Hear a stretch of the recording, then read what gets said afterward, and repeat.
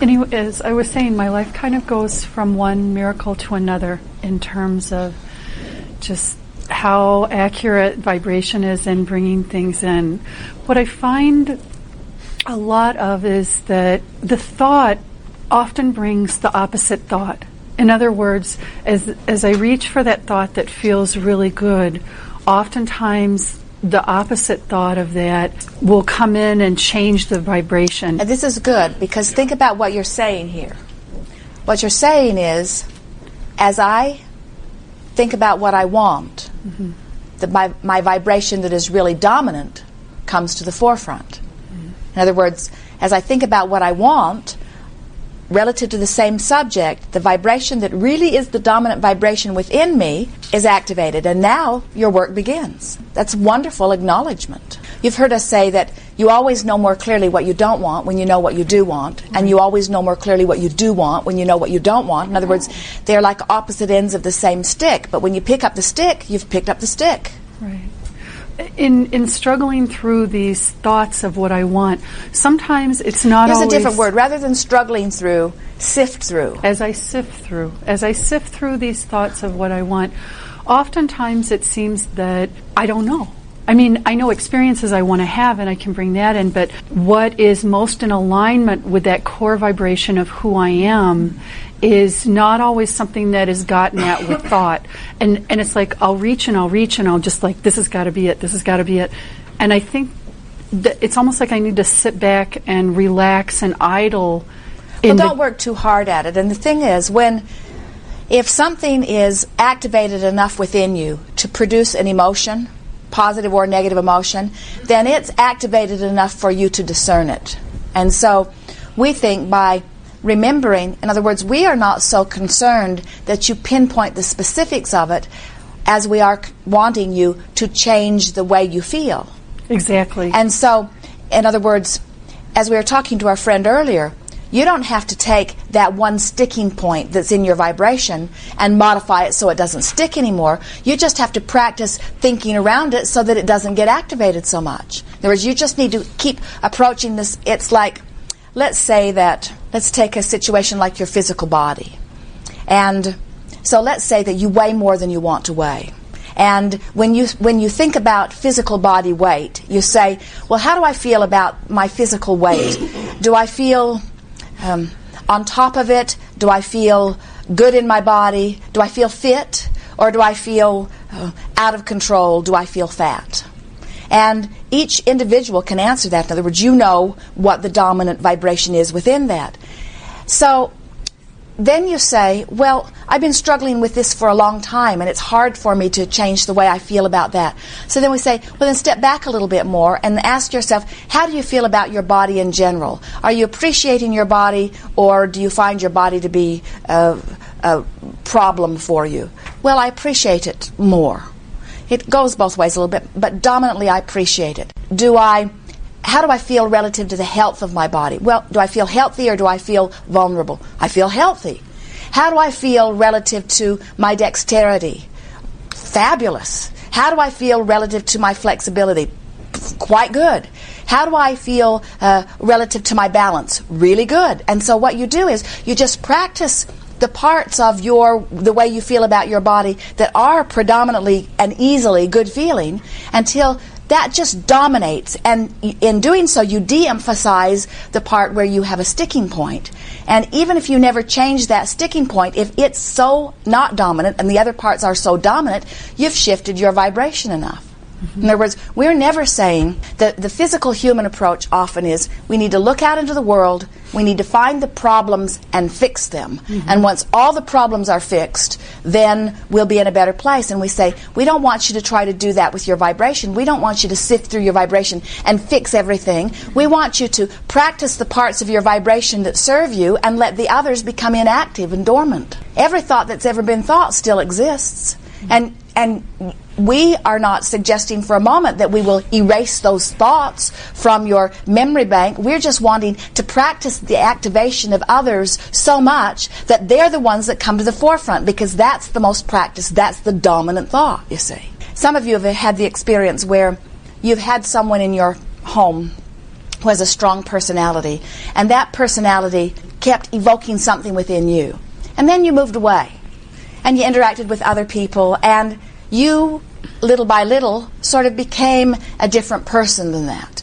Then you went home and became that person again overnight because someone there activated that vibration. So that's the only reason that we would spend time in trying to change the vibration, is if there were someone in your life experience that for some reason you're wanting to hold in your experience that keeps activating a vibration within you that isn't serving you very well, then you might want to really go to work on changing that vibration so that it doesn't go back. But it's not necessary in most cases at all. Just practice good feeling thoughts until that is your normal offering of vibration. When Esther thinks about her life in general, if we were to say, Esther, how do you feel in terms of financial well-being or security in general? Do you feel secure or insecure?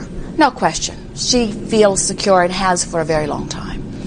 If we said, how do you feel about your physical body? Do you feel healthy and sure-footed, or do you feel vulnerable and tentative? Healthy and sure-footed. She feels vital and alive. If we were to say, Esther, how do you feel about your dominant relationship? Does it feel life-giving or like a struggle? Life-giving, no question about it. If we were to say to Esther, how do you feel about your work overall? Is it a value? Is it something you want to do, or is it easy to do, or is it hard to do? No question. It's easy to do. I love doing it. I'm good at doing it. It's no question. If we were to say, Esther, how do you feel about your work in general?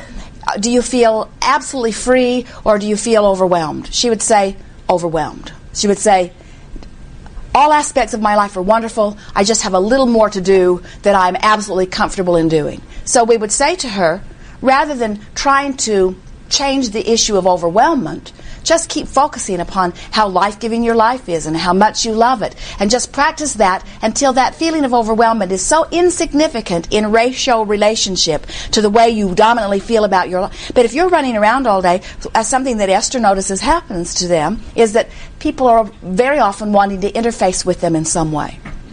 And their plate is already really full. And so then a sort of defensiveness comes up to explain to these dear people why they can't go to one more city, or why they cannot collaborate on a book, or why they cannot get involved in this. And out of that comes a sort of defensiveness that says, we really have too much to do. I got 247 emails yesterday, and I haven't even had time to take a look at them. And so there are many things that happen that causes Esther to activate that vibration of overwhelmment. She knows it does not serve her. And so what she's doing now is practicing vibrations of well-being. In other words, she's wanting to find ways of expressing in very positive, life-giving, dominating the vibration that feels good ways without being defensive or justifying, you see.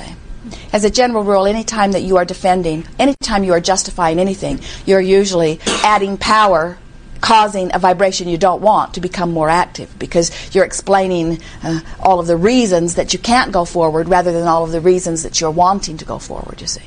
That's just a little basis here. So let's continue. Yes. And so oftentimes I think that there's a sort of universal knowing, that there's this sort of understanding of what my energy is beyond what I'm aware of.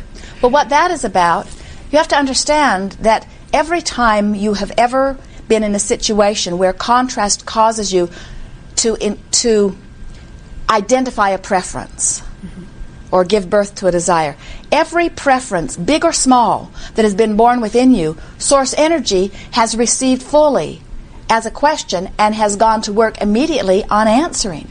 And so you're absolutely right. Source energy knows much more clearly, much more succinctly, much more precisely, much more wholly all that you want. And sometimes, as our friend said earlier, sometimes you are in a different vibrational place from your own desire, so you don't even recognize what's unfolding before you. But source energy is always aware of the relationship between what source energy knows you want and what you want, and where you stand in this vibrational moment relative to what you want.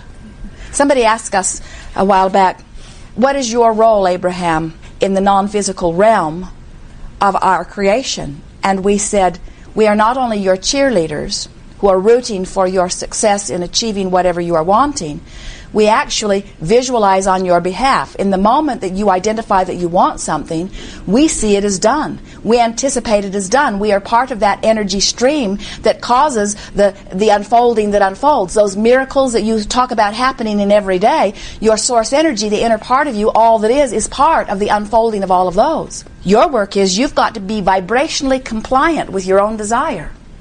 Right. Because if you're not, even though you've set it into motion, and even though source energy is carrying it forth, you can't let it into your life, you see, until your vibration is dominantly in harmony with it.